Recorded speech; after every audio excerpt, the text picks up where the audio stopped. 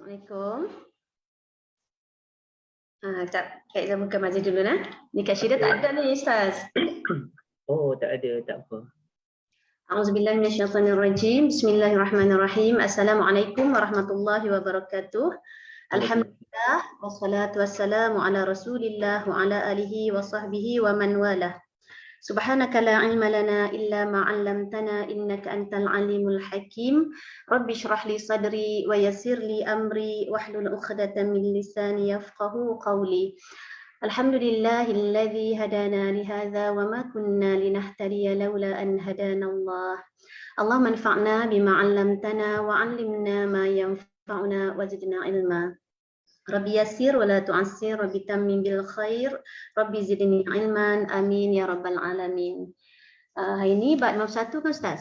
Kita. Bab 51. Ustaz. 51 kan? Ya, 51 Ustaz. Silakan. Okey. Assalamualaikum warahmatullahi wabarakatuh. Alhamdulillah wassalatu wassalamu ala Rasulillah. Wa man tabi'ahu wa man walah. Subhanaka la ilma lana illa ma 'allamtana innaka antal alimul hakim. La haula wala quwwata illa billah. Amma ba'd. Kak Liza dan ibu-ibu, kawan-kawan sekalian ya, Puan Syairah, Ibu Syarifah dan semua yang ada.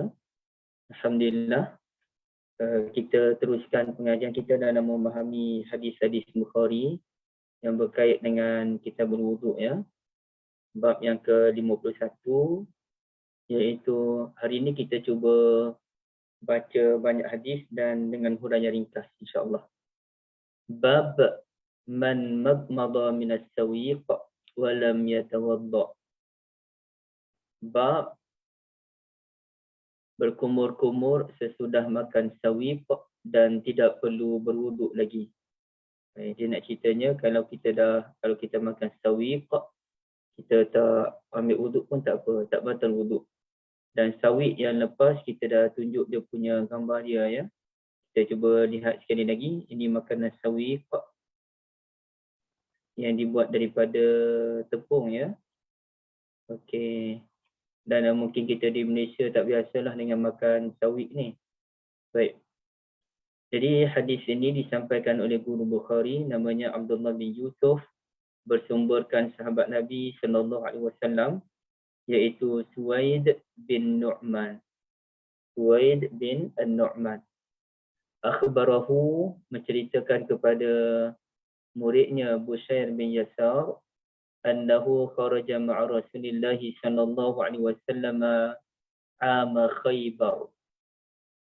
Suwaid bin Nu'man ini ada keluar berperang bersama dengan Nabi sallallahu alaihi wasallam dalam perang Khaybar. Hatta idza kanu bis-sahba wa hiya adna Khaybar. Wa hiya adna Khaybar. Sehingga apabila mereka sampai di satu tempat yang berdekatan dengan Khaybar, namanya Sahba, ya, namanya Sahba. Fa shallal 'asra thumma da'a bil azwad. Mereka pun mengerjakan salatul asar dan kemudian Nabi sallallahu alaihi wasallam minta bekalan makanan ya. Minta dia sediakan bekalan makanan. Falam yu'ta illa bisawiq. Namun tak ada bekalan makanan kecuali sawiq. Fa amara bihi fasuriya. Lalu Nabi sallallahu alaihi wasallam pun menyuruh makanan tersebut dihidangkan, fasuriya, dan kita panggil apa?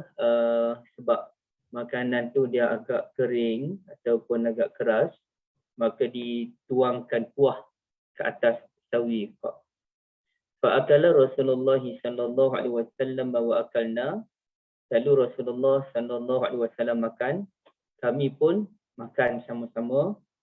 Thumma qama ila maghrib, kemudian mereka bersedia untuk salatul maghrib. Nabi berdiri untuk salat maghrib. Famadmada, Nabi sallallahu alaihi wasallam hanya berkumur. Wa madmadna, dan kami pun berkumur meniru contoh Nabi sallallahu alaihi wasallam. Summa shalla wa lam yatawadda, kemudian Nabi sallallahu alaihi wasallam salat tanpa mengambil wuduk. Okey, nampak Artinya Nabi SAW mengajar pada sahabat bila mereka makan sawiq ataupun makanlah apa-apa pun, wuduk tidak batal. Tak perlulah lepas kita makan nasi ke, lepas kita makan pulut durian ke, lepas kita makan apa-apalah, kita pun nak ambil wuduk dulu, barulah kita nak salat. Selagi mana kita tidak berhadas kecil, maka kita boleh terus salat, cuma sebaik-baiknya berwuduk. Kenapa sebaik-baiknya berwuduk? Kerana takut ada makanan terlekat. Ya, takut ada makanan terlekat. Tapi kita tengok perbahasan dia macam mana. Okey. Ini kita nak tengok seboleh mungkin secara ringkas sahaja. Yang mana makanan sawiq ini dia kalau ikut Ad-Dawudi huwa daqiqus syair awisultul mukli. Kalau buku ibu-ibu tu muka surat 353 bawah sekali Ad-Dawudi syarah judul bab. Dawudi kata sawiq ialah makanan tepung gandum dan gandum halus. Daqiqus sya'ri ini gandum halus. Yang mana yang digoreng, ya. Wa qala ghairuhu wa yakunu minal qamah. Ada juga yang menyatakan ia daripada jenis qamah. Tepung gandum juga, cuma ada tepung gandum namanya sult. Okey, sult. Saya pun tak tahu macam mana sult ni. Ini bukan sult. Macam ni lah. Sult. Dia punya bentuk dia macam ni. Ini sult. Dan ada juga kata bukan jenis sult. Tapi jenis qamah. Jenis qamah. Al-qamah. Jenis ni standard biasa lah. Qamah. Ini standard biasa. Yang jarang kita tengoknya ialah sult. Jenis macam ni. Jadi antara dua itulah sawiq, sama ada daripada sult ataupun daripada qamah. Okey, baik. Kemudiannya kalau ikut orang Arab Badui dia sebut makanan yang nama sawiq ini dia uddatul musafir, makanan biasa dihidangkan kepada musafir, wa ta'amul adlan, makanan yang bersifat segera, yang tak sulit untuk penyediaan dia, kita boleh siapkan dengan pantas, wa bulghatul marid, dan juga makanan yang sesuai untuk orang sakit. Jadi itu sawiq ya. Tapi saya kira Kak Liza, saya dan ibu tak makan kot sawiq ni. Dan jangan kita kata sawiq itu makanan sunnah pula. Ini makanan kegemaran Nabi, makanan yang Nabi SAW makan, tapi dia tidak termasuk dalam sunnah tasyri'iyah yang biasa dibahaskan oleh Fadilatul Ustaz Zahiruddin ya. Baik. Kemudiannya kita tengok seterusnya, mereka berjalan ni sampai ke satu tempat namanya Sahba. Mana Sahba ni? Okey, jom kita tengok di manakah tempat namanya Sahba. Sorry. Okey, Sahba ada maps ke? Markazus Sahba, mana entah Sahba ni? Ada nampak tak Sahba ke mana? Ini Riyadh, Jeddah. Ni Sahba. Itu supermarket. Entahlah mana Sahba tu, tapi tempat dia tu Sahba tu lah dekat dengan Khaybar. Tak apalah ibu-ibu sekalian. Okey, sekarang kita nak tahu je, dan Sahba ini dia tempat yang tidak jauh daripada dari Khaybar. Itu ibu boleh lihat dalam muka surat 354 ya. 354. Dan dia bahaslah berapa jarak antara Sahba dengan Khaybar tu. Yang macam-macam lah pandangan ulama tentang jarak tu, tak apa, itu tak penting untuk kita ya. Kemudiannya hadis ini dalam ketika Nabi SAW dan para sahabat berhenti di Sahba, maka Nabi pun minta semada'a bil azwaj, sediakanlah makanan. Okey. Jadi di sini ada beberapa faedah yang dibawakan oleh ulama. Antaranya fihi jam'ur rufaqa ala zadi fi safar wa in kana ba'duhum aktsara aklan Okey, itu ibu-ibu boleh lihat dalam muka surat 354 yang peringkat akhir itu. Di sini dia mengajar kita bahawa kita ni mungkin kita ada bekalan yang berbeza. Kalau kita berjalan, Kak Syida ada makanan sikit, Puan Syahira ada makanan sedikit, saya ada makanan sedikit, Kak Ana ada makanan sikit, Puan Husna ada makanan Puan Husna dengan Ibu Balkis mungkin banyak. Okay, walaupun tak kira lah ada yang bawa sikit, ada yang bawa banyak, tapi yang sunnahnya sallallahu alaihi wasallam kita kumpul lah makanan tu untuk kita santap bersama. Tak perlulah kita nak claim lebih-lebih. Saya bawa makanan banyak ni, oh sedaplah korang bawa makanan sikit. Tak payahlah, dalam persahabatan ni kita cool je. Kita berkongsi antara satu sama lain dan makanan itu yang akan datang pada hari kiamat untuk membela kita nanti kan. Okey. Wa fihi hamdul azwaj fil asfar. Hadis ini mengajar kita, jangan berkira ya. Hadis ini mengajar kita untuk bawa bekalan bila kita pergi safar. Kena bawa bekalan, tak boleh ikut dan je. Okay. Masa di Mekah tu saya kena balik ke Malaysia. Saya kena balik ke Malaysia pada 9 Zulhijjah. Cubalah ibu-ibu bayangkan 9 Zulhijjah tu hari nak puasa tu. Jadi macam mana ni saya pun tekadlah puasa lah 9 Zulhijjah tu. 9 Zulhijjah pula dah. 9 Zulhijjah lah kan? 9 Zulhijjah. Tak apalah. Betul ke 9 Zulhijjah? Kita buat salah Ustaz. Takkan Ustaz balik 9 Zulhijjah. 9 Zulhijjah tu haji 9 Zulhijjah hari Arafah Ustaz. Betul. Kenapa saya kata 9 Zulhijjah? Ni 10 Muharram. 10 Muharram. Kak Anam kasih banyak pening dah saya ni. 9 Zulhijjah tu aku tengah duduk di Arafah. Baik, 10 Muharram. Jadi masa saya duduk nak balik ke Madinah, nak balik dari Madinah ke Malaysia tu 10 Muharram. Itu cabaran yang besar lah untuk kita nak berpuasa. Saya tanya mutawif, sebenarnya ikut pengalaman dia, elok puasa ke tak payah puasa. Bukan isu hukum, tapi isu perjalanan tu, kepenatan dan sebagainya. Kata dia, kalau larat puasa, puasalah, tak masak, tak ada isu pun. Alhamdulillah, saya asalnya saya hanya bersahur dengan minum air masak dan makan sedikit buah kurma. Tapi bila saya turun nak pergi ke Masjidin Nabi sallallahu alaihi wasallam tu, rupanya dia di kafe hotel tu dia ada dua. Satu, dia ada dua side lah. Satu yang biasa geng-geng India pergi makan, satu lagi geng-geng orang Melayu lah. Rupanya yang sang India ni ada buka kafe dia. Jadi saya pun pergilah ke sana, dia makan dia tu. Dan ramai orang Indian Muslim ni bersahur, Masya Allah, dahsyat. Kami orang Melayu adalah dalam beberapa orang, 3-4 orang. Tapi silapnya isu bekal tadi, bila saya balik, saya dari Madinah nak pergi ke airport tu, saya tak bawa bekalan makanan. Saya hanya ada air je. Cadannya nanti sampai saya makan lah. Tak berkira sangat. Jadi tapi sebenarnya nak sampai tu ambil masa yang lama. Sebab seorang kakak tu, cikgu, dia bagi saya makan kurma. Yang dalam kurma tu dah ada apa nama tu, almond. Jadi dia bagi satu je, tapi okey lah dapat makan satu kan, daripada terus kebuluran. Jadi inilah mengajar kita macam mana pun kita mesti bawa bekalan dalam persafaran ya. Dia tak boleh ikut tawakal dan je. Tak boleh. Wa anna dzalika la yakhdah fi tawakkul. Bila kita bawa bekalan makanan tu, ia tidak menjejaskan erti tawakkul pun ataupun tawakal kepada Allah Azza wa Jalla. Baik. Dan ada ulama iaitu namanya Muhallab. Ulama ni namanya Al-Muhallab.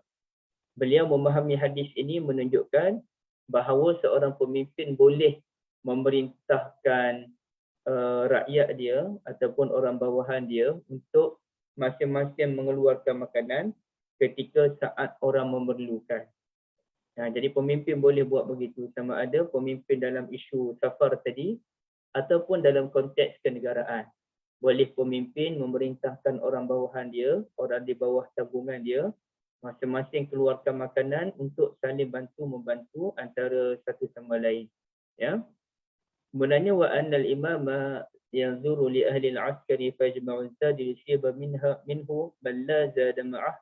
Dan imam ni dia kena perhatikan orang-orang dia ni, terutamanya tentera-tentera, ada tak orang yang belum ada bekalan makanan lagi. Kalau belum ada, kita kena sediakanlah makanan untuk orang tersebut.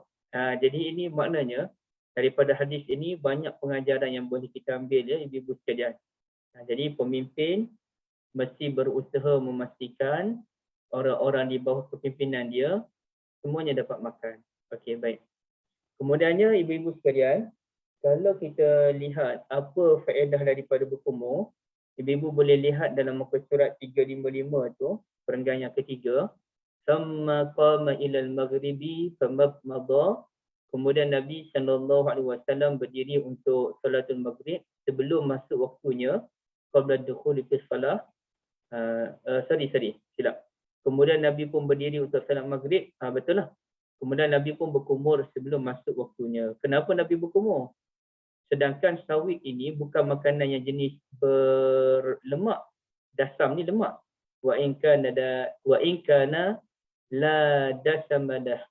Meskipun sawit ini tidak berlemak, namun kita khawatir ada sakit baki sawit itu dia terlekat di celah gigi.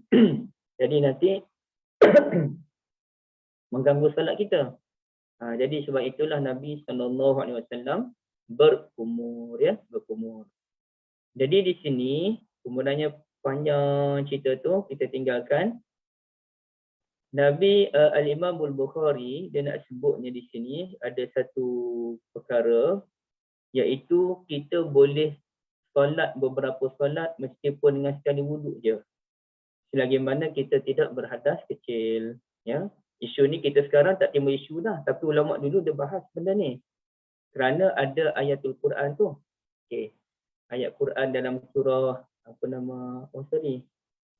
ayat Quran dalam surah Al-Maidah tu. Kalau kita tengok kalau macam ni dia tak ni. Apa ya yang sesuai ya, Quran.com ke? Quran.com. Okey, kalau kita lihat dalam surah Al-Maidah, okey.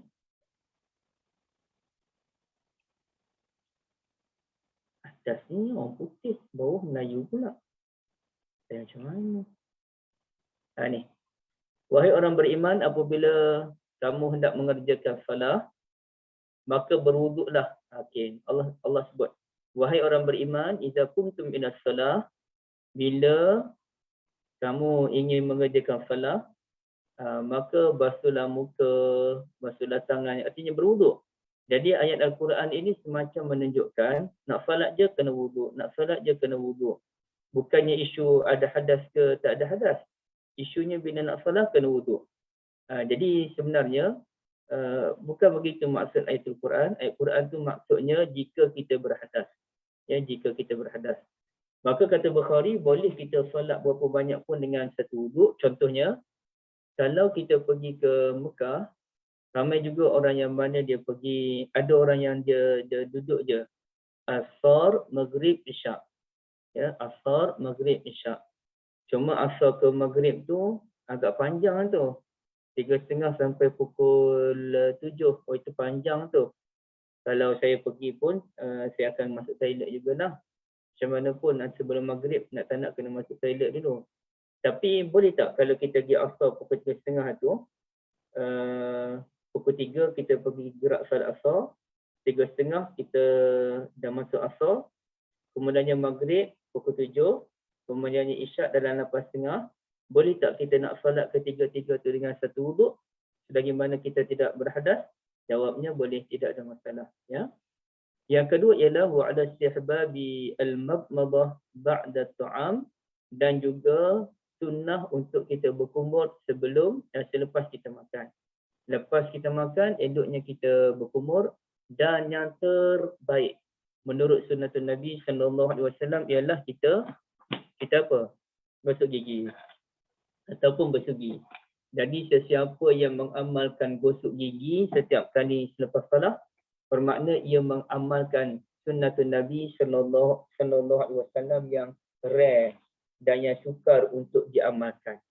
Apapun berkumur tu bukanlah satu perkara yang wajib, ia perkara sunnah. Artinya siapa yang buat dapat pahala yang sangat banyak.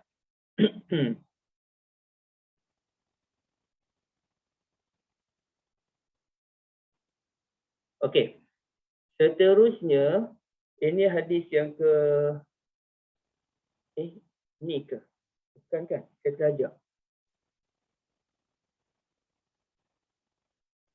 Man madmadha wa lam yatawadda. Okey, at-tali.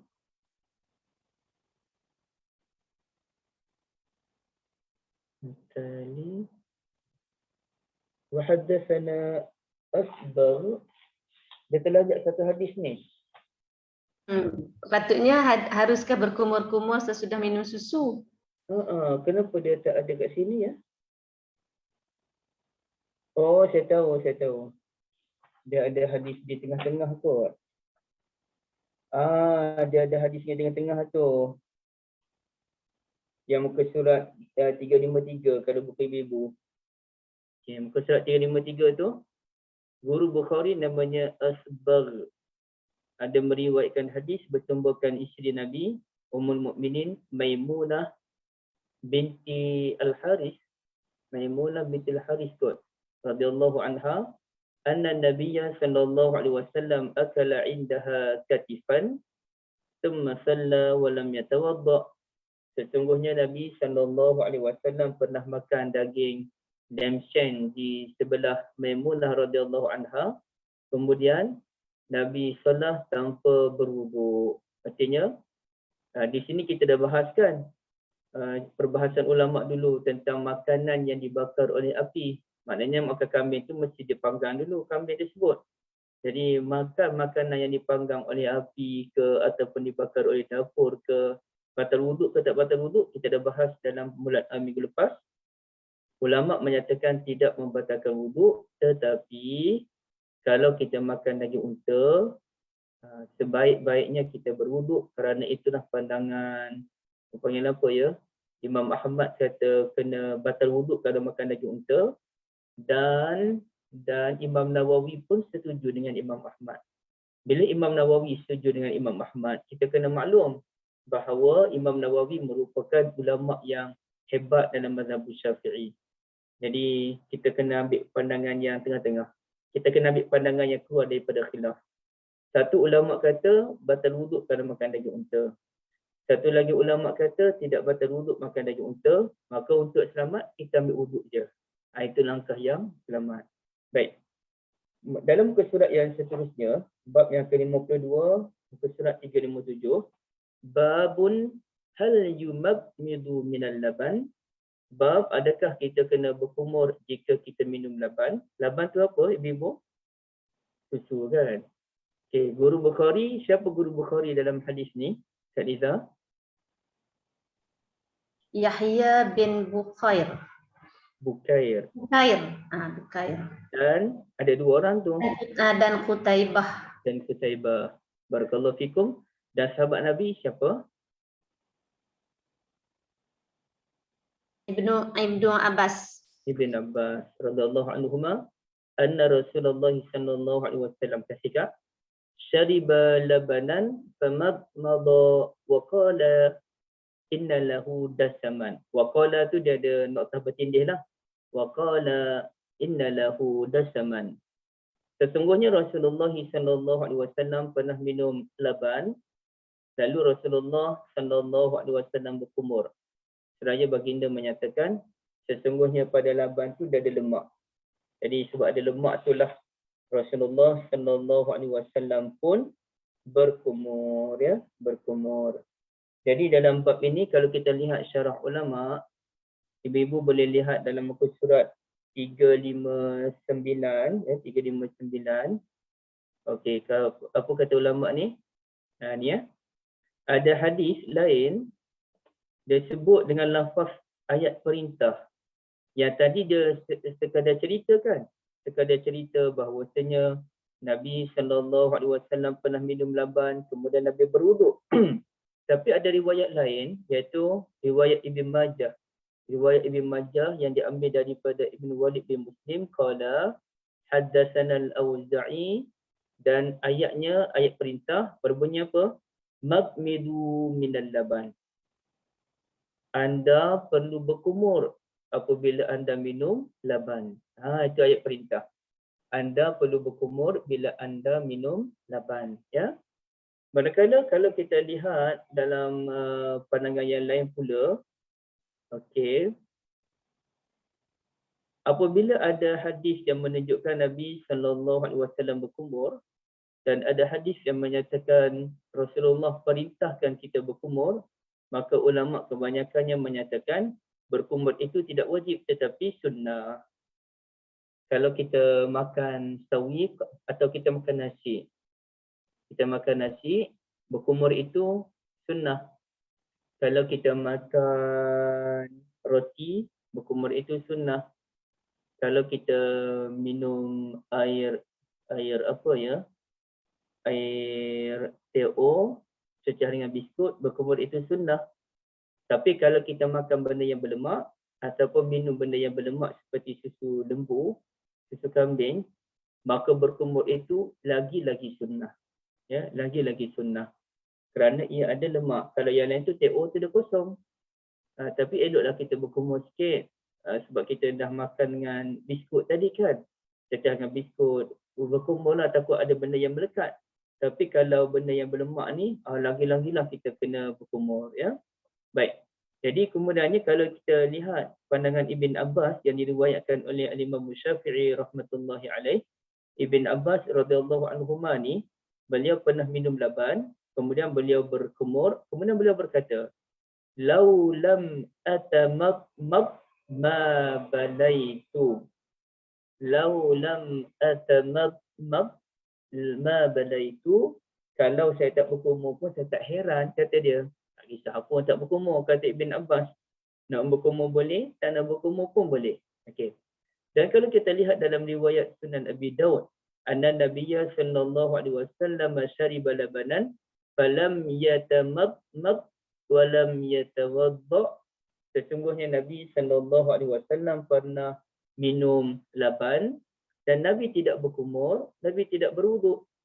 Jadi di sinilah atas dasar ada hadis kata Nabi suruh berkumur, ada hadis menunjukkan Nabi sallallahu alaihi wasallam tidak berkumur, maka ulama termasuk Imam Syafi'i rahmatullahi alaih menyatakan berkumur ketika selepas minum laban hukumnya amat digalakkan, amat disunnahkan. Okey. Nampak ibu-ibu ada soalan boleh terus ajukan. Hari ini kita memang pergi laju sikit. Sebab saya fikir balik, baik kita pergi laju. Kalau berhabis Sahih Bukhari sepanjang hidup kita ni, wow. Masuk syurga adalah insya-Allah, ya. Insya-Allah. Saya doakan. Ini bukti kecintaan kita kepada Nabi sallallahu alaihi wasallam. Dan sebenarnya ibu-ibu, dalam mengaji hadis ni kita akan jumpa pelbagai hadis yang tak pernah kita jumpa. Yang kita dengar hadis sama ni sikit-sikit baru. Tapi banyak lagi hadis yang belum kita jumpa. Tambah-tambah kalau kita keluar daripada lapangan bab taharah, bab solat, kita keluar daripada lapangan tu, kita masuk dalam bab-bab yang lain. Macam-macam lagi rupa-rupanya hadis ni. Tapi nak bincang lah lepas ni, nak ikut urutan ke nak bincang tentang hadis lain pula. Nak cerita tentang para anbiya ada, kisah para nabi pun ada dalam hadis. Tapi tak payahlah kita nak bincang benda yang tak ada kaitan kita. Contohnya hadis tentang perburuan. Bila masa kita pergi memburu kan, tak ada kaitan dengan kita, tak payah bincang. Ataupun hadis tentang ekonomi ataupun muamalat. Yang tu memang ada kaitan tapi saya tak pandai. Ibu kena panggil orang pandai lah seperti Ustaz Mustafa Suki. Okey. Jadi tapi dalam bab sahabat Nabi, Ustaz Khubaib pun ada. Hari tu pun saya dengar Ustaz Khubaib tentang Ummahatul Mukminin, masya-Allah, menarik pembincangan beliau, ya. Ada masa saya dengar dan melalui Facebook, dengar bukannya saya terus tinggalkan. Cuma kalau bertemu dengan kelas tu yang saya sukar untuk join sekali ibu. Okey, baik. Jadi seterusnya ialah babul wudu' minan naumi wa lam yara minan na'sati wan na'satain awil khafqati wudu'an. Okey.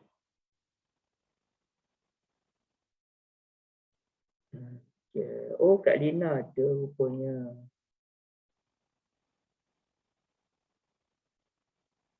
Hari tu nampak Kak Lina makan di As-Sama'il Hubuk katanya. Masya-Allah. Hubuk. Bab berwuduk disebabkan tertidur. Ya, bab berwuduk disebabkan tertidur. Dan pendapat yang menyatakan terangguk-angguk sekali. An-na'sah ni, na'asah ni mengantuk. Tapi di sini dia anggap terangguk-angguk lah. Mengangguk sekali. Dia sedar. Buka mata balik. Ataupun terangguk 2 kali. Macam tu. Maknanya 2 kali tu bukanlah macam tu terik. Tapi macam tu. Ataupun al-khafqah tu kepala terkulai dia punya terjemahan. Masya Allah. Makna macam ni lah. Memang letuk terus. Tidur tu kepala macam tak tahu. Angkat kepala tenganga. Kak Liza macam tu lah kot ya. Tenganga mulut ke atas. Yang tu kena tanya suami Kak Liza lah. Untuk pengesahan juga. Tersengguk-sengguk ya. Wudu'an. Jadi adakah bila kita tersengguk-sengguk, betul lah tersengguk-sengguk lah lebih cepat bahasa Melayu kan. Tersengguk-sengguk sekali, 2 kali ataupun terus tidur tu batal wuduk tak batal wuduk. Itu cerita dia ya. Okey, hadis ini disampaikan oleh guru Bukhari Abdullah bin Yusuf. Kerap kali kita jumpa guru Bukhari ni, Abdullah bin Yusuf ni. Semoga Allah memasukkan beliau dalam syurga Firdaus insya-Allah. Daripada Aisyah radhiyallahu anha ummul mukminin, anna Rasulullah sallallahu alaihi wasallam qala. Rasulullah sallallahu alaihi wasallam bersabda ataupun berkata, "Idza na'asa ahadukum wa huwa yusalli falyarqud hatta yadhhaba 'anhu an-nawm." Apabila saudara mengantuk, apabila saudara mengantuk ketika solat, maka pergi tidur dahulu sehingga hilang perasaan mengantuk tersebut. Fa inna ahadakum idza shalla wa huwa na'is.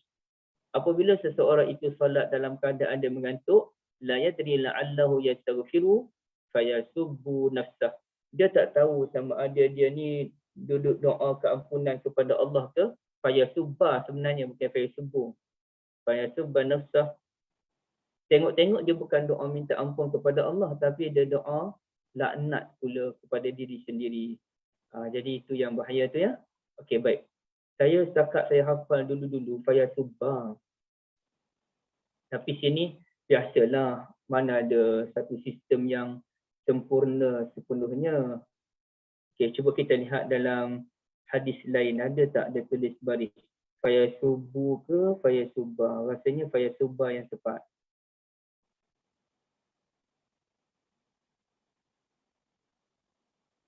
Okey, kita tengok sini. Ad-durar as-saniyah ataupun yang ni fayasubba, kan? Fayasubba yang tepat. Itulah. Kalau fayasubbu dia jadi dia tersilap tu. Tapi sini fayasubbu. Alamak, dia boleh dua-dua ke fayasubba? Habis cerita. Fayasubbu ke fayasubba ataupun dua-dua boleh. Fayasubbu, fayasubba.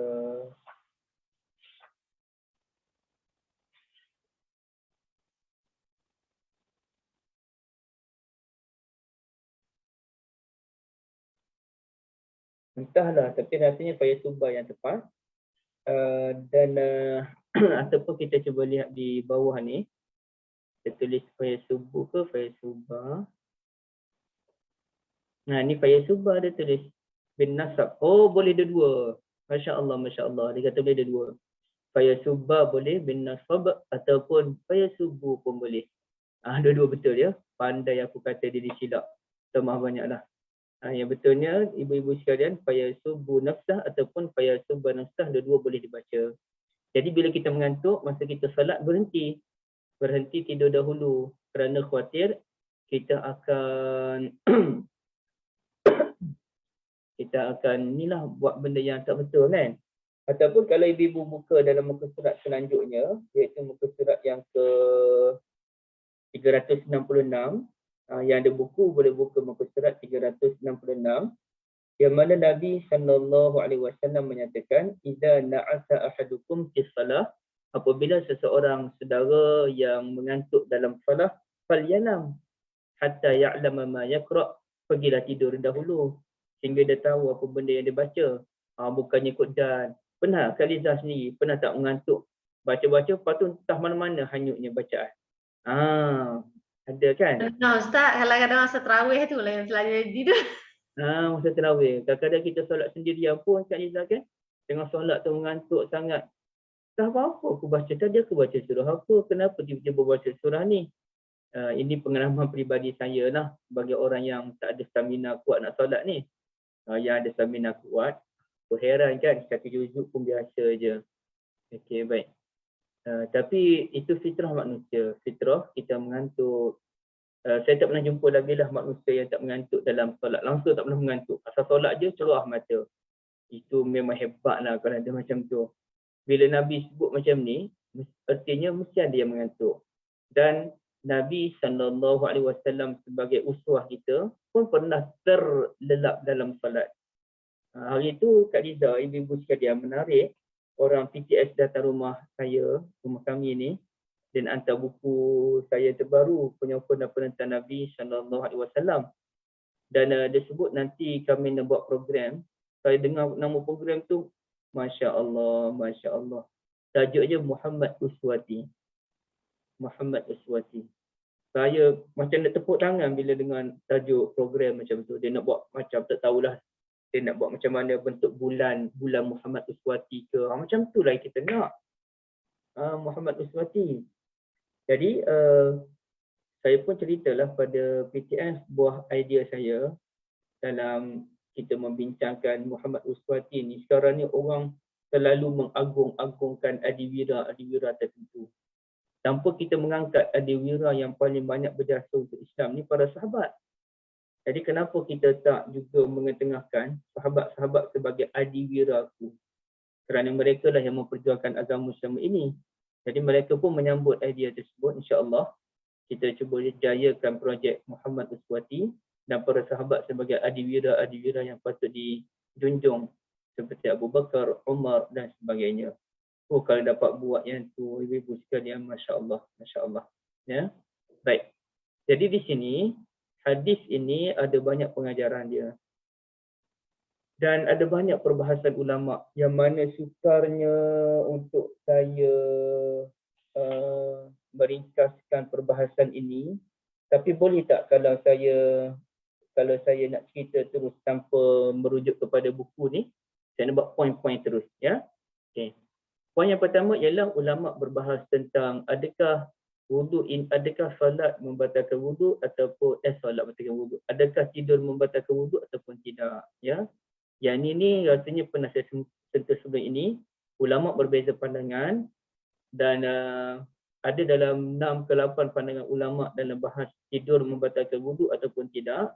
Kalau ikut mazhab Syafi'i, asalkan kita tidur itu tetap kita punya punggung kita tu, maka tak batal wuduk. Ada ulama menyatakan tidurlah macam mana pun, tetap punggung ketak ataupun berbaring ataupun tidak, baringlah kanan ke kiri, tidak membatalkan wuduk kerana tidak ada hadis yang jelas menyatakan tidur membatalkan wuduk. Ada ulama kata kalau tidur sekejap tak batal wuduk walaupun tidak tetap punggungnya. Tapi kalau tidur terlama dah masuk ke alam mimpi, umpama mimpi dalam mimpi dah, mimpi bangun-bangun, rupanya sedang bermimpi lagi. Ketika itu khutbah Jumaat pula. Jadi itu batal wuduk lah kerana dia terlalu tenggelam. Jadi dalam bab ini saya rasa saya pernah cerita bagaimana saya pergi ke solat Jumaat di Masjidil Haram. Di Masjid Haram tu pada Jumaat yang kedua kot. Saya sempat 3 kali Jumaat di Masjid Haram. Jumaat pertama memang cerai kerana saya blur lagi masa tu. Jumaat kedua dan ketiga saya tak lepas peluang lah. Jumaat keempat di Masjid Nabi SAW. Jadi ketika di Masjid Haram tu, saya solat di tepi 2 orang Arab yang baru saja balik dari umrah. Rasanya ni geng-geng Arab Saudi ni kot, ya. Baru balik dari umrah, duk pakai ihram lagi tidur. Saya sampai dalam pukul 9 lebih kurang macam tu. Dia tidur sebelum tu lagi. Saya solat di dekat dengan dia. Saya duduk berdekatan dengan dia. Dia tidur sampai pukul 12. 12 tu azan yang pertama. Dan azan Jumaat kan azan sebelum masuk Jumaat. Kalau di Saudi 12.30 baru Zuhur ataupun baru Jumaat. Jadi dia tidur straight tu 3 jam lebih tu. Dia adalah terjaga sekejap. Dia terjaga sebab ada orang kejut dia. Lepas tu dia pun mengepek pada saya. Kalau dia tak tahu aku ni mengantuk baru balik umrah, aku ni bebel. Saya layan je lah, dia bebel. Bukan dia mengumpat, dia bebel je. Dia kata dia tidur, dia mengantuk. Dia tidur boleh. Dia tidur. Tapi baik dia orang tu. Kawan yang duduk bebel tadi senyum je. Sambil bebel sambil senyum. Dia mengantuk sangat. Kemudiannya dia bangun pukul 12 baru dia bangun. Masya Allah. Dan terus solatlah. Dengan khutbah Jumaat, solat dalam keadaan tidak berwuduk ceritanya. Jadi saya pun pening, alamak mazhab mana ni? Aku dah baca 8 pandangan ulama, tak jumpa kata tak batal wuduk. Semua ulama kata batal wuduk kalau tidur berbaring batal wuduk, tidur berbaring lah, berbaring ke lambung kanan ke kiri ke batal wuduk. Kalau tidur tu tenggelam dalam tidur pun batal wuduk. Saya study, jumpa pandangan daripada Ibn Taymiyah rahmatullahi alaih yang menyatakan tidur tidak membatalkan wuduk walaupun tidur lama mana, walaupun tidur bagaimana. Tapi saya kira pandangan itu wajar dinilai semula kerana bila tidur lama ni kemungkinan terbuang angin tu ada.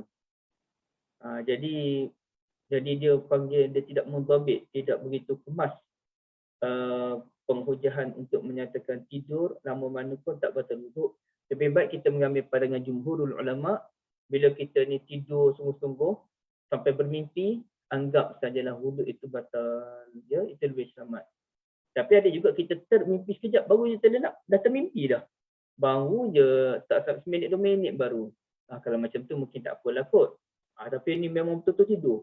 Tidur berdengkur sampai kau orang sentuh pun tidur lagi. Itu memang batal wuduk lah. Ya, baik. Kemudiannya ibu-ibu sekalian, hadis ini kalau ibu-ibu lihat pada muka surat yang ke 362, 362 tu, sebelum syarhul hadis, atas daripada syarhul hadis. Okey, yang ni disebut. Sahabat Nabi SAW dahulu tunggu salat, yang ni sefaham saya tunggu salat Isyak. Lepas maghrib tu mereka duduk di masjid dan tunggu salatul Isyak.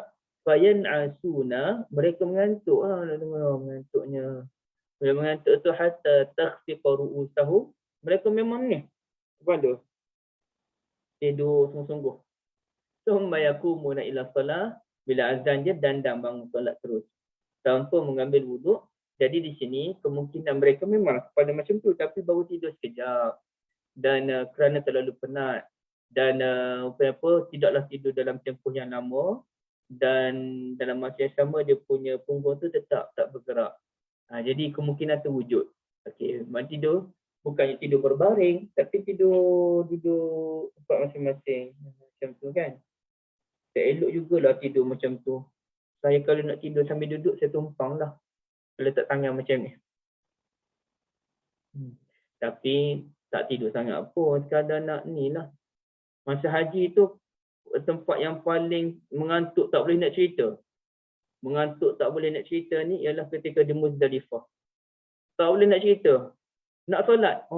Tak larat. Duduk sana sini nak tidur. Tak muat dapat nak tidur. Tak tidur kat mana tak tahu. Dan sekali masa orang berasa sibuk buatan ibas saya baring. Tapi tak ada tidur pun baring. Penat sangat-sangat. Dengar pula ada ustaz ceramah. Kita ni masa sampai Muzdalifah, wadhkurullaha indal masy'aril haram. Kena ingat pada Allah di masy'aril haram. Masy'aril haram ni Muzdalifah lah.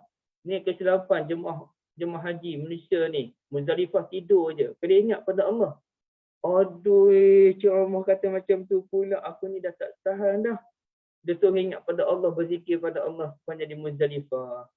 Saya pun beberapa hari kemudian, saya pun sajalah study ayat tersebut. Rasa insaf lah dalam diri, ya Allah, aku ni masa di Muzdalifah. Allah kata, wazkurullah, ingat pada Allah di Masy'aril Haram, di Muzdalifah. Aku tidur pula.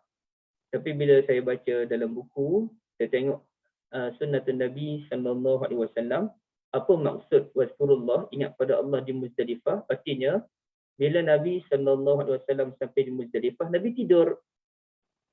Dan bila dekat subuh tu, Nabi mulai lah. Dan kemudian Nabi salatul subuh, Lepas salat subuh, Nabi berzikir, Nabi berdoa dan bergerak sebelum matahari terbit. Lah tu dia. Antara zikir pada Allah, tidur. Macam mana Ustaz tu suruh bangun untuk berzikir pada Allah pula, kita nak tenaga.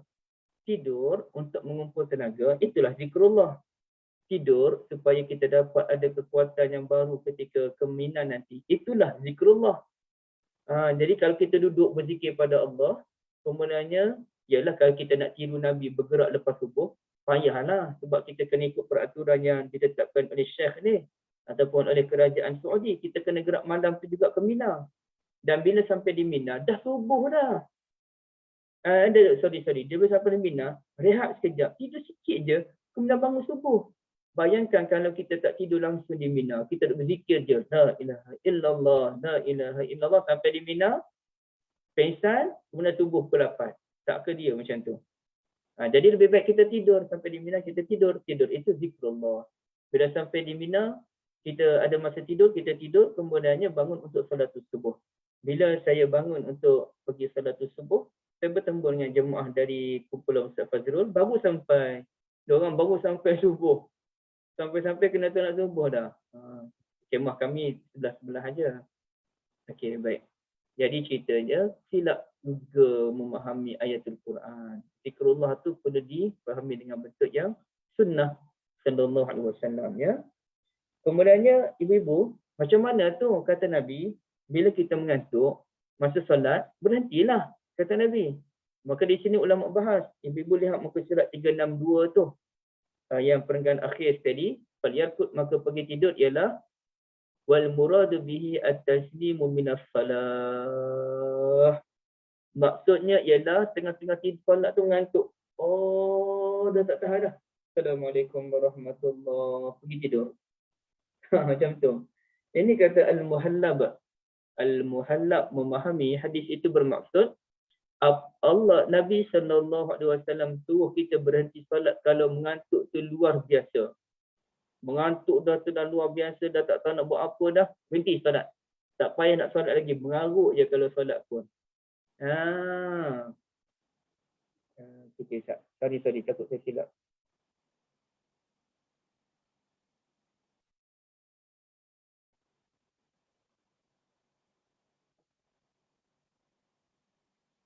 Macam tu lah. Tapi banyaklah perbahasan ulama kat sini, ibu.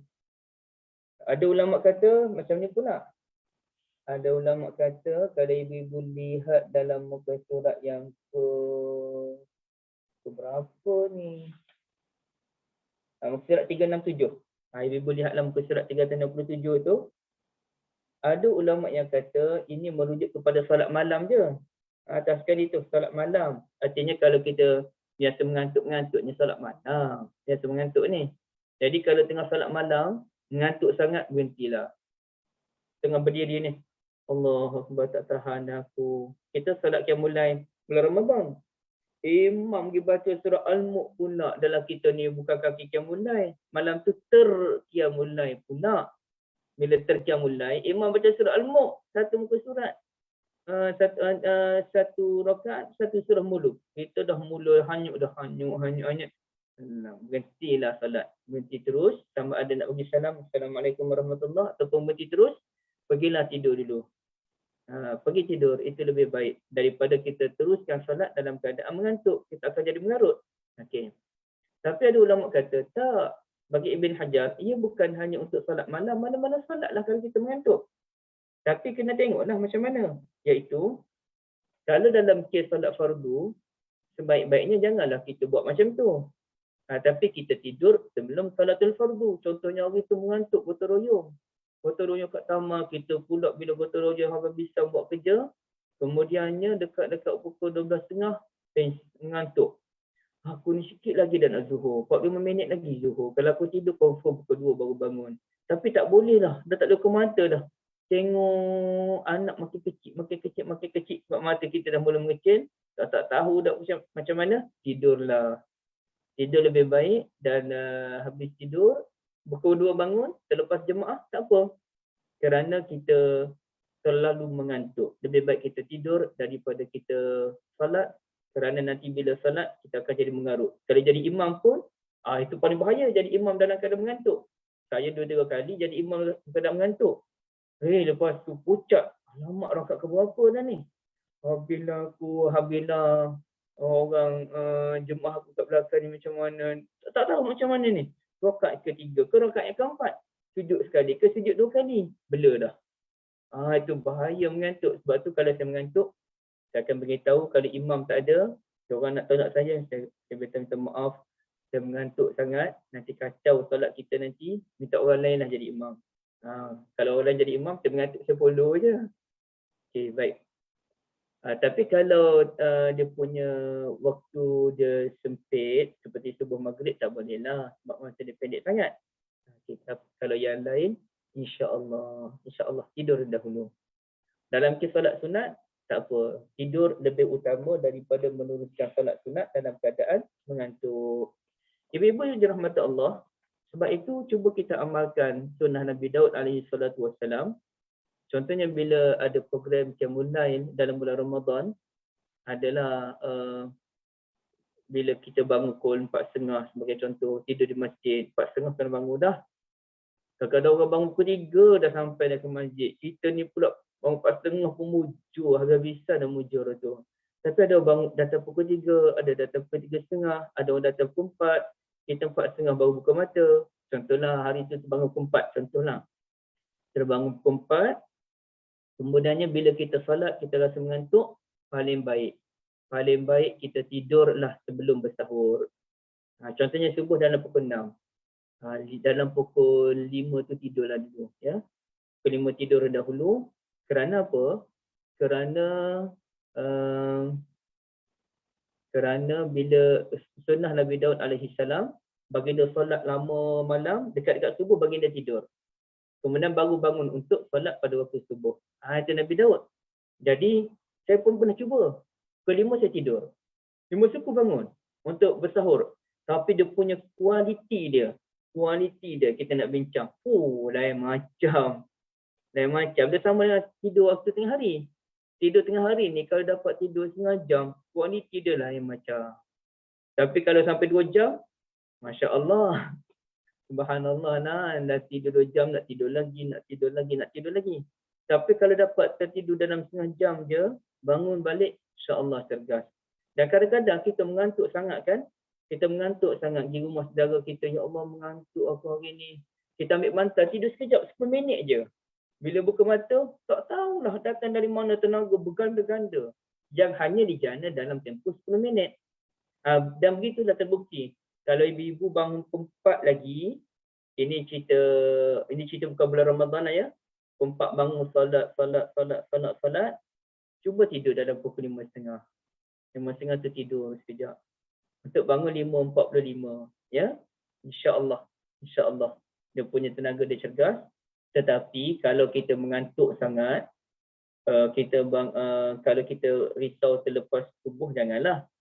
Tapi kalau orang yang dah biasa mulai, dia dapat bajet, dia boleh kunci jam, 5.45 bangun. Bila bangun tu, insya-Allah luar biasa tenaganya.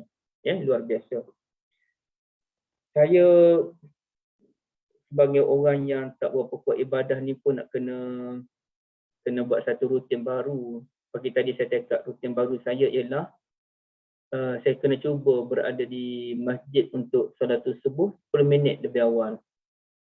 Kita pergi tu kadang-kadang dah azan baru sampai di masjid. Yalah, of course lah kita bangun awal sikit. Tapi nak boleh sampai di masjid surau awal tu. Jadi nak kena buat amalan pula lah 10 minit sebelum subuh dan sampai di surau supaya kita yang menunggu subuh dan dapat menjawab panggilan azan dengan sebaik-baiknya. Kerana di rumah kami ni tak dengar azan masalahnya. Jadi bila tak dengar azan tu, payahlah nak dapat pahala menjawab azan di subuh hari kan. Jadi nak tak nak kena pergi awal. Walaupun sunnahnya tak pergi awal. Sunnahnya solat sunat subuh tu di rumah. Tapi itu bagi orang rumah dekat lah. Bagi kita yang kena naik kereta ni, kena pergi awal. Baik. Seterusnya, ibu-ibu ada soalan boleh ajukan ya.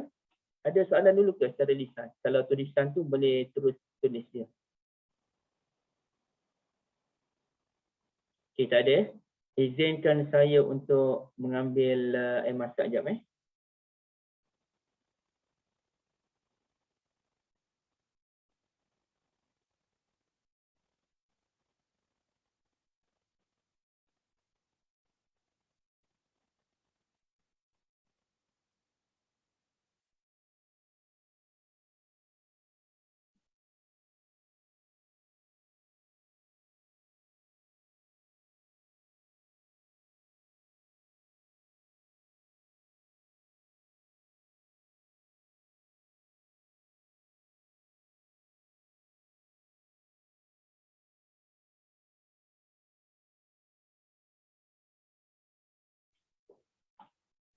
Okey, siapa nak baca hadis? Bagi saya lihat sekejap. Siapa yang rajin baca hadis? Mas Syairah boleh baca hadis?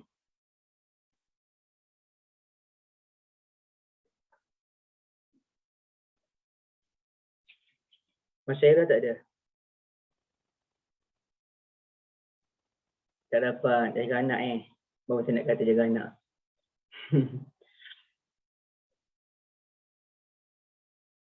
Oh, Masya Allah. Ada ATM sekarang ni. Allahu Akbar. Okey, silakan Kak Izzah. Hadis? Hadis ke-54 tu ke Ustaz? Hadis 54. Baca mantan hadis ke? Ini hadas. Ya, baca sampai habis. Dari awal. Saya try Ustaz. Kak hadis tak reti nak berhenti-berhenti kalau baca dia. Ya ni ya. Haddatsana, baca dari atas ke Ustaz? Ustaz baca daripada mana? Baca betul-betul dari situ. Daripada atas sekali tu. Haddatsana Muhammad. Wabihi qala. Kat mana Ustaz? Dah lupa dah. Wabihi qala. Mana ni? Kat mana nak baca ni? Memang tak ada, tapi kita dah ajar. Sebut jana tak ingat dah lupa. Wabihi qala. Wabihi qala, betul baru haddatsana. Haddatsana Muhammad bin Yusuf qala haddatsana. Apa Kak? Haddatsana Muhammad bin Yusuf. Tak reti.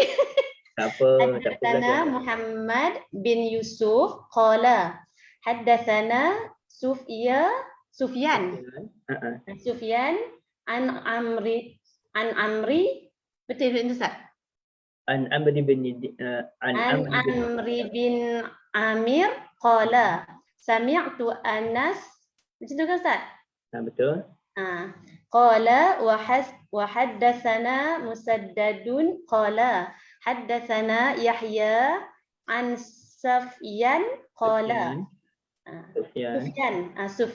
Sufyan qala haddatsani Amru bin Amir an Anas qala kana nabiyyu an Anas bin Malik kena sebut tidak tulis kita sebutlah.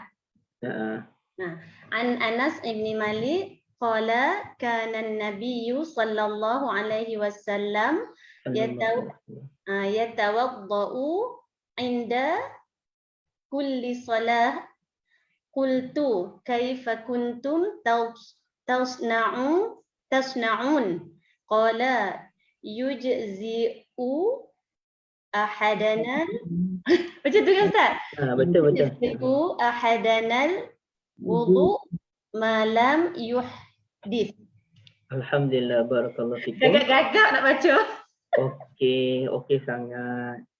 Ibu Syarifah, baca terjemahan Ibu Syarifah. Ya.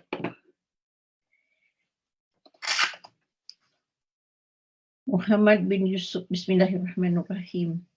Muhammad bin Yusuf meriwayatkan kepada kami, ia berkata, Sufyan meriwayatkan kepada kami dari Amr bin Amir, ia berkata, aku mendengar Anas. Al-Bukhari berkata, Musaddad meriwayatkan kepada kami, ia berkata, Yahya meriwayatkan kepada kami dari Sufyan, ia berkata, Amr bin Amir meriwayatkan kepadaku dari Anas, ia berkata, Nabi berwuduk setiap kali hendak solat. Aku bertanya, bagaimana dengan kalian lakukan dahulu? Anas menjawab, cukup bagi kami wuduk yang masih ada selama tidak berhadas. Terima kasih banyak pada Ibu Syarifah dan Kak Liza. Barakallahu fikum. Ustaz Tasad yang mula-mula nak sebut macam mana? Yang dekat atas sebelum kita sebut haddatsana tu? Wabihi qala. Wabihi qala. Sekejap ya, saya type. Atau boleh baca juga. Qala al-Imam al-Bukhari. Berkatalah Imam Bukhari. Okey, wabihi qala. Jadi di sini, kalau ikut hadis daripada Anas bin Malik radhiyallahu an, Nabi sallallahu alaihi wasallam berwuduk setiap kali salat. Tapi bila ditanyakan kepada Anas, yakni apabila berhadas. Okey. Pun panjang kalau kita nak bahas hadis ini, tapi kita nak terus secara mudahnya begini. Kalau kita dasarkan kepada ayatul Quran yang surah Al-Ma'idah tadi. Okey. Ya ayyuhalladzina amanu idza qumtum ila shalah, wahai orang beriman, bila kamu bangun untuk salah maka ambil wuduk. Maka kata ulama artinya, wahai orang-orang beriman yang berhadas. Ya, yang berhadas, kamu wajib untuk mengambil wuduk bila nak salah. Okey. Bagi orang yang tidak berhadas pula, wahai orang-orang beriman yang tidak berhadas, kamu sunnah mengambil wuduk untuk salah. Jadi kata ulama, satu wuduk untuk satu salah fardu, itu yang terbaik. Artinya, kalau kita salat jamak lainlah, kita satu wuduk je. Tapi kalau kita salatul zuhur, kita ambil wuduk, kemudiannya nak salat sunat apa tu dengan wuduk yang sama. Salat maghrib lah. Kita salat maghrib, kita ambil wuduk, kita salat maghrib, kita salat sunat ba'dah maghrib. Kemudian kalau tak ada kuliah, kita nak salat lagi beberapa rakaat, silakan. Tapi bila masuk waktu Isyak, walaupun wuduk kita tidak batal, sebaik-baiknya kita ambil wuduk sekali lagi dengan niat tajdidul wuduk, memperbaharui wuduk tetapi dengan menggunakan kadar air yang minimum. Okey, baik. Kecuali masa tak ada air tak payahlah. Masa tak ada air, kena jatuh air tu tak perlulah kita nak tajdidul wuduk. Ini cerita kalau dalam keadaan biasa. Kenapa berwuduk tu? Boleh memberikan tenaga dan kekuatan untuk kita meneruskan salah. Okey, itu dia punya kupasan ringkas. Hadis seterusnya.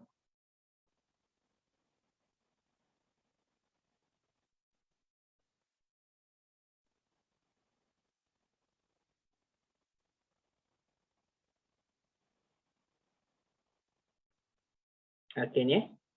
Hadis ini pun sama dengan tadi juga. So kita tak akan bahas lah. Kadang kita nak tunjuk je. Hadis tentang makan sawiq tadi. Okey, selesai hadis ini. Okey, ibu-ibu sekalian. Sebelum kita masuk bab yang seterusnya, ada sebarang perbincangan? Silakan.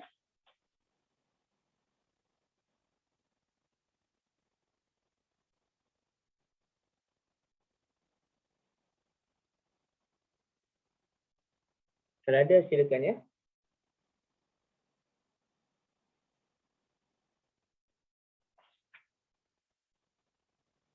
Tak ada. Tak ada, kita terus kepada hadis yang lain. Dan hadis yang lain ni dia punya kupasan dia alamak panjang sangat. Berapa muka surat tu dia punya kupasan dia saja. Aduh, sila pensan lah jawabnya. Tak payahlah hadis ni panjang. Kalau Kelantan sebut panjang doa lalu. Doa tu bid'ah lah. Maknanya panjangnya terlalu bid'ah. Sampai kita payah nak kat-kat lagi. Macam-macam kupasan ulama tentang hadis ni. Ialah sebab hadis ni dia dianggap sebagai hadis yang kontroversial. Yang macam-macam benda yang nak kena bahas tu. Okey, jadi kita tinggal dahulu hadis tu. Untuk kita pergi ke hadis yang ke depan lagi. Dan tolong ingatkan saya nanti ya. Hadis itu belum dibincangkan. Okey. Saya nak kena cari ke depan lagi. Tapi lambatlah nanti. Bab tarkin Nabi sallallahu alaihi wasallam. Bab tarkin Nabi sallallahu Bab 56 Ustaz. Pendek. Kita ambil 57 terus. Oh 57. Okey. Sebab 56 dengan 55 tu sama je. Macam sama. Sama. Cuma dia nak ambil pengajaran yang berbeza. Bukhari dia say macam tu kak. Oh. Hadis yang sama, riwayat yang berbeza dan dengan tujuan yang berbeza. Dan kalau kak tengok betul-betul, ternyata hadis 56 dan 55 tu walaupun sama, tapi lafaznya mesti ada beza. Lafaznya memang beza. Ya. Itu style Bukhari. Dia ada ilmu cara Bukhari menyusun hadis. Okey, baik. Kita terus masuk hadis yang ke-57. Bab tarkin Nabi sallallahu alaihi wasallam wan nasil a'rabi hatta faragha min bawlihi fil masjid. Bab Nabi sallallahu alaihi wasallam membiarkan seorang Arab Badui buang air kecil sehingga selesai dalam masjid. Bab Nabi dan para sahabat wanas. Nabi dan para sahabat membiarkan Arab Badui selesai membuang air kecilnya dalam masjid. Jadi ibu-ibu, dia ada beza ya. Satu Al-A'rabi. Al-A'rabi ni Arab Badui. Satu lagi Al-Arabi. Al-A'rabi. A'rabi itu Arab Badui. Adakah muka Arab Badui? Allah. Ni akan tunjuk Arab Badui yang betul-betul. Arab Badui tu Arab kampung tu lah. Yang duduk di tengah panas. Apa tu? Arab Badui lah tu yang pindah sana sini. Tak ada penempatan yang asal, yang tetap. Satu lagi Al-Arabi. Al-Arabi itu orang Arab. Ini A'rabi. Okay. Hadis ini disampaikan oleh guru Bukhari namanya Musa bin Ismail. Bersumberkan Anas bin Malik radhiyallahu anhu. Anna Nabiyya sallallahu alaihi wasallam ra'a a'rabiyan yabulu fil masjid. Lama sakit gigi pula.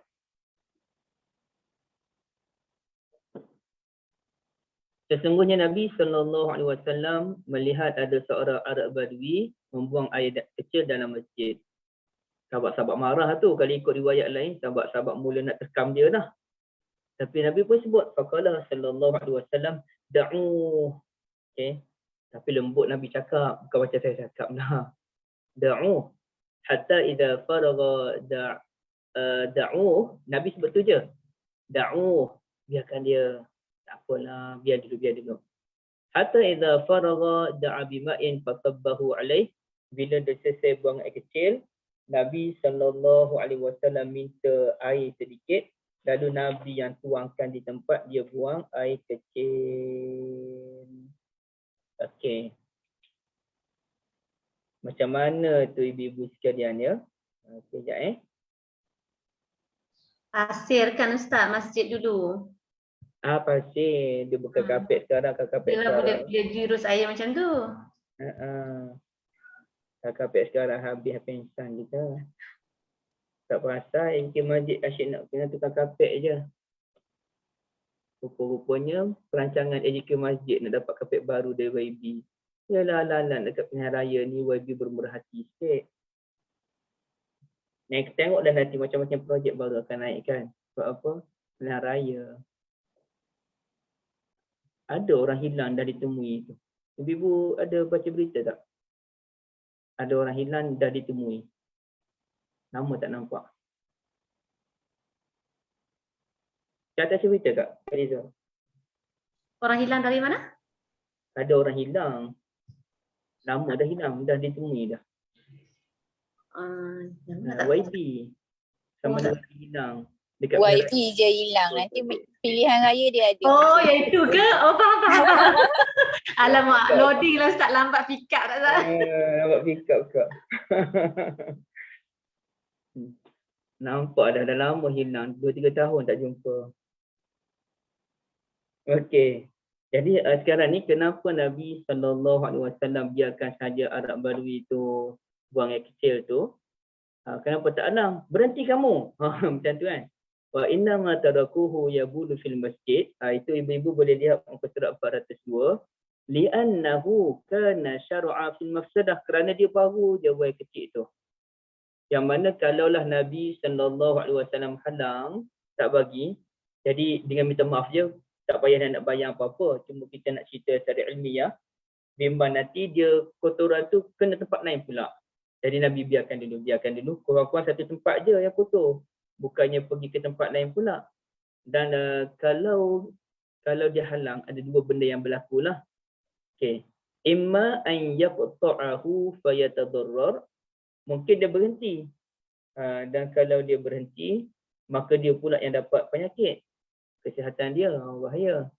Yang keduanya, kalau dia tak berhenti, jadi dia khawatiri dia punya najis dia tu terkena pula pada badan dia, pada pakaian dia, ataupun mana-mana tempat dalam masjid.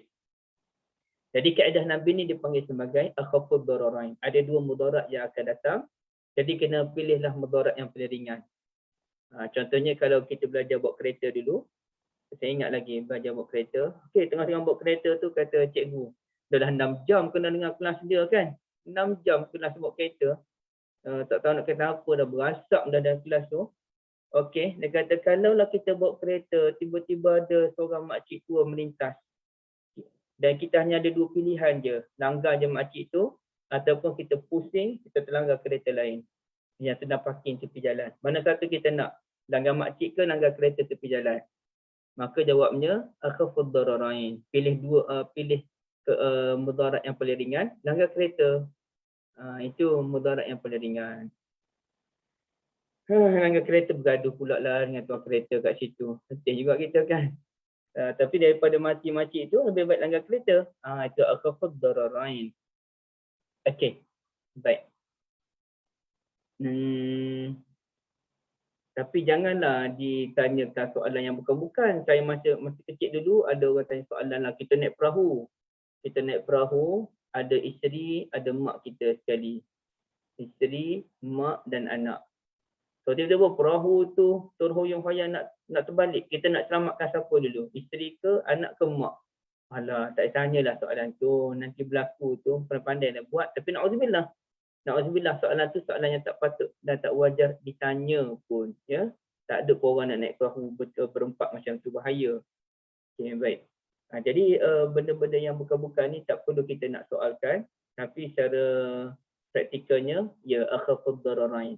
Bila berlaku 2 mudarat, kita kena pilih mudarat yang paling kurang bahaya dia. Ya? Jadi disebabkan itulah Nabi SAW membiarkan sahaja adab baru itu buang air kecil sampai habis. Dan Nabi nak sebut bahawasanya kotoran itu boleh dibersihkan. Apalagi masjid masa itu pasir je. Masih boleh dibersihkan. Tuang air, kemudian kambus dengan pasir. Selesai lah. Okay. Tak payahlah kita nak pelik-pelik sangat, nak sulit-sulit sangat. Bila kita sulit-sulit sangat nanti, kita juga payah dalam beragama. Jadi kita bermudah-mudah dalam urusan agama ini. Bukan bermudah-mudah, kita jangan memayah-mayahkan urusan agama kita ni. Kita mesti buat dalam keadaan cool je. Ya? Baik. Kemudiannya kalau kita lihat di sini, ada hadis lain. Ibu-ibu boleh lihat muka surat 403. Hadis lain yang lebih panjang lagi, riwayat Muslim, yang mana kemudian, ada cerita lagi. Kemudian, Rasulullah SAW panggil Arab Badui tadi dan bercakap dengan lemah lembut. Ya? Nabi kata, Inna hazihil masajid la tasluhu li syai'in min hadzal bawl wal qadar. Innama hiya li zikrillahi ta'ala was salati wa qiraatil Quran.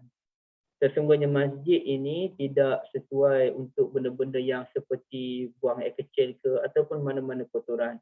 Ia merupakan tempat untuk kita zikrullah, salah dan membaca Al-Quran. Begitu. Ya. Tapi ialah kita tak dapat bayangkan bagaimana lembutnya Nabi SAW bercakap itu. Hari itu saya ada dengar satu pembentangan tentang pendidikan.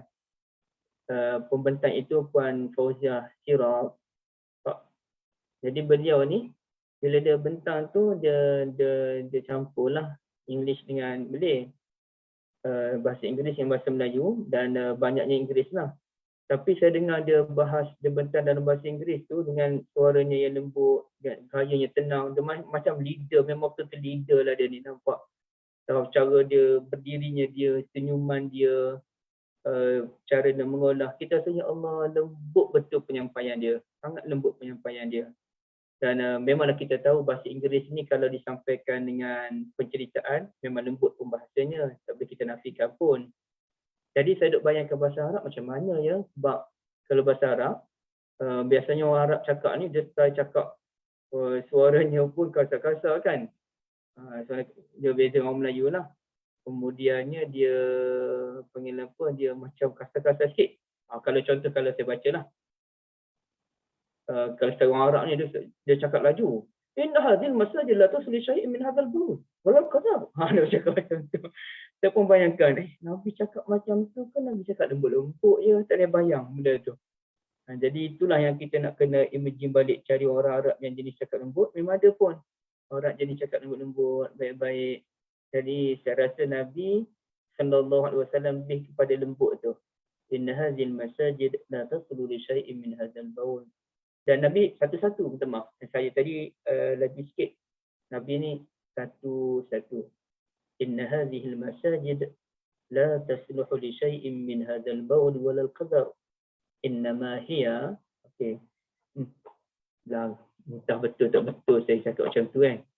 Tapi yang pastinya sahabat Nabi kata memang Nabi SAW seorang yang amat lembut. Jadi bahasa Arab tu jastai kasar-kasar orang Arab cakap tu, macam mana kita nak faham cara Nabi bercakap. Sebagaimana Puan Fauziah saya dengar tu lembut dia cara pempertangan dia, pasti Nabi SAW lebih lembut dan lebih membeli jiwa dan perasaan orang. Okey, baik. Jadi selesai di situ. Ini menunjukkan Nabi SAW ni dia lihat dalam bentuk yang lebih luas dan dia tak naklah kita ni buat sesuatu yang nampak gaya baik tapi akhirnya mendatangkan keburukan. Nampak gaya baiklah halang orang daripada baik kecil ni tapi akhirnya membawa kepada keburukan. Tak naklah macam tu. Okey, nampak Wallahu a'lam. Saya boleh pergi lagi tapi takut. Okey, ada sikit lagi. Kita ke depan sikit. Sambungan hadis yang sama juga. Kita habiskan yang ni je.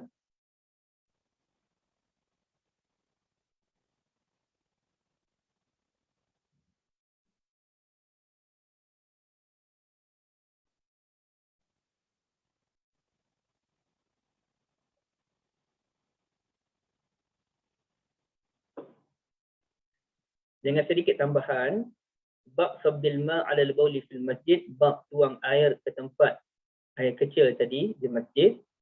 Hadis muka surat 44 ibu-ibu.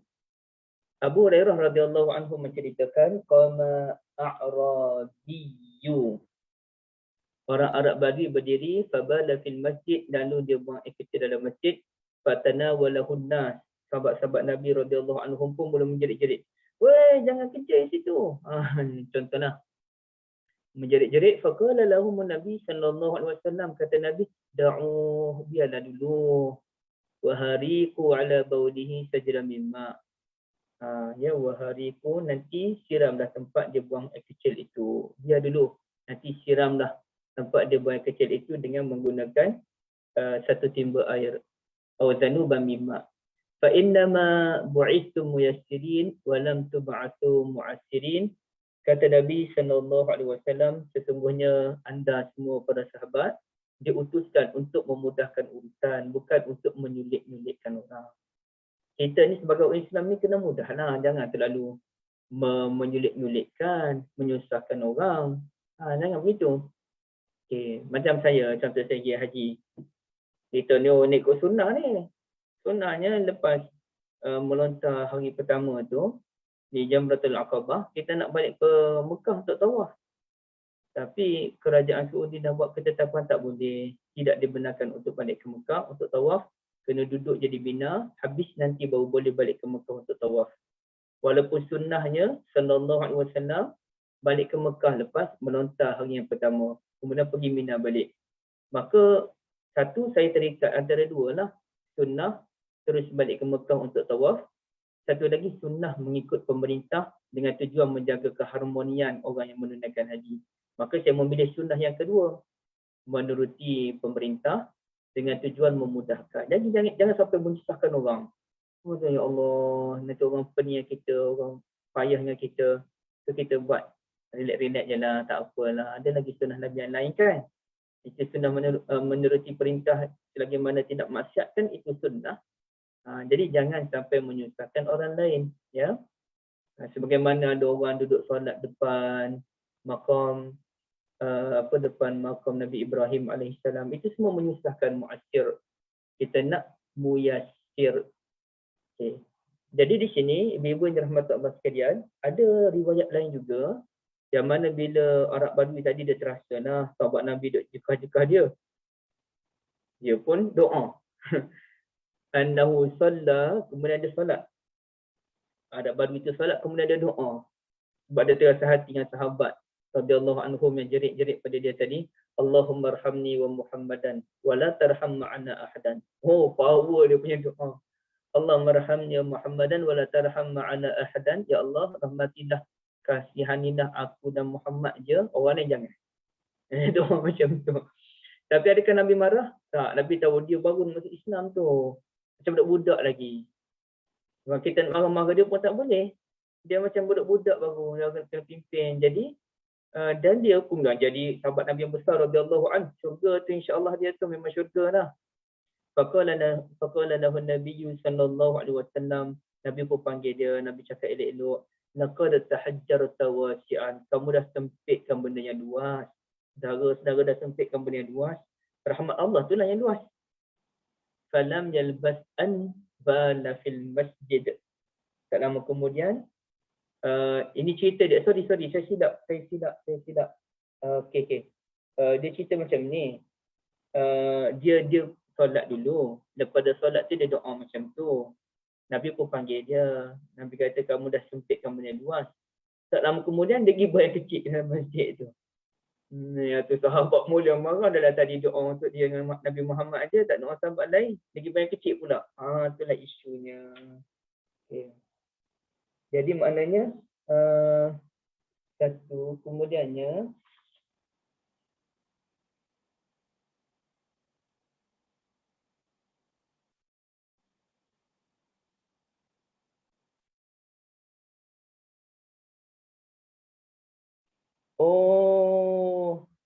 ada riwayat lain tu. Ada riwayat lain duk bahasa apa ni Arab Badui yang tadi dia sekalian. Insya-Allah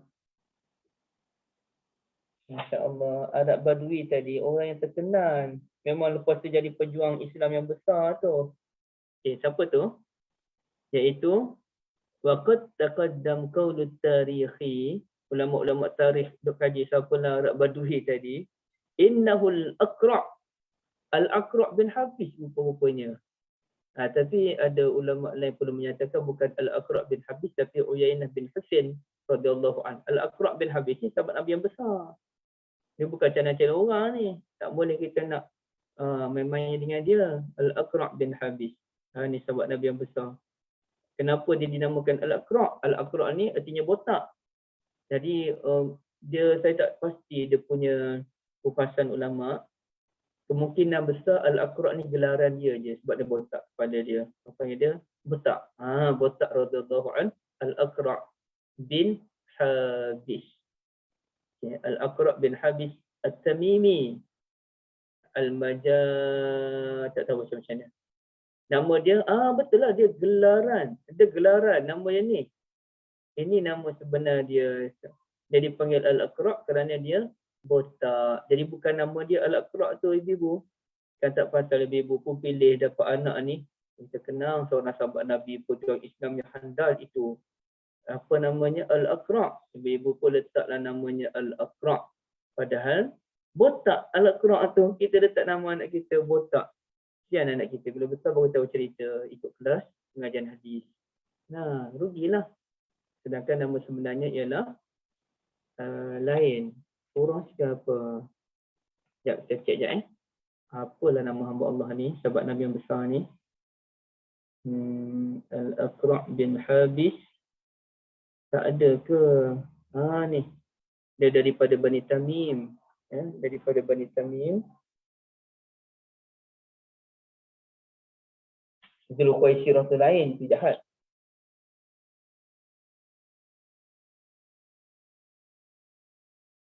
Ustaz, dalam buku ni tulis Uyainah bin Hishan, apa nak sebut tadi? Hisin. Uyainah bin Hisin salah satu riwayat lain.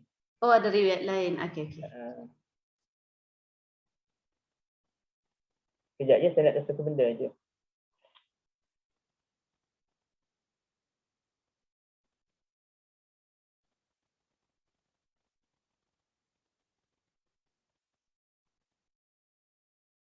Okey.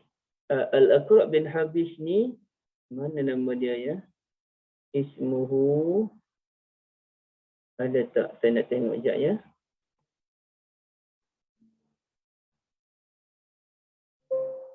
Tak ada. Alamak. Tak apalah. Katakanlah Furas ke apa namanya. Okey, baik. Kemudiannya ibu-ibu, kita cuba tengok beberapa maklumat yang penting lagi kalau ada. Okey, rasanya yang lain tu tak ada dah. Benda yang sama aja. Tapi apa panggil apa? Ini menunjukkan kalau ada air kecil tu, baut itu hanya perlu dicurahkan air pada tempat pasir itu dan selesai. Okey, baik. Wallahualam. Saya berhenti di sini. Kalau ada sebarang perbincangan kita boleh lanjutkan. Kalau tak ada, tak apa.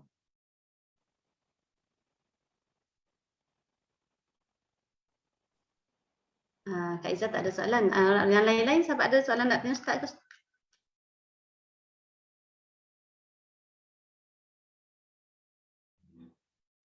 Tak ada Ustaz. Diam je semua. Jadi Alhamdulillah. Terima kasih Ustaz. Kak Syida tak ada ni. Kak Syida ada kat hospital. Jadi laptop pun Kak Izzah dah bagi ambil dah semalam dekat rumah Kak Syida. Jadi Kak Izzah yang buka ni. Oh ya ke? Kak Syida dah memang Kak Liza pergi Syah Alam semalam kan. Jadi singgah ambil teruslah laptop tu. Dan Kak Syida tak ada nanti. Jadi Alhamdulillah Ustaz. Terima kasih banyak. Jazakallahu khairah. Kita akhiri dengan tasbih kafarah. Subhanakallahumma wa bihamdika. Sallallahu ala nabiyyina Muhammad wa ala alihi wa sahbihi ajma'in walhamdulillahi rabbil alamin. Wassalamualaikum warahmatullahi wabarakatuh. Terima kasih Ustaz. Terima kasih semua. Okey. Assalamualaikum warahmatullahi wabarakatuh. Jazakallah.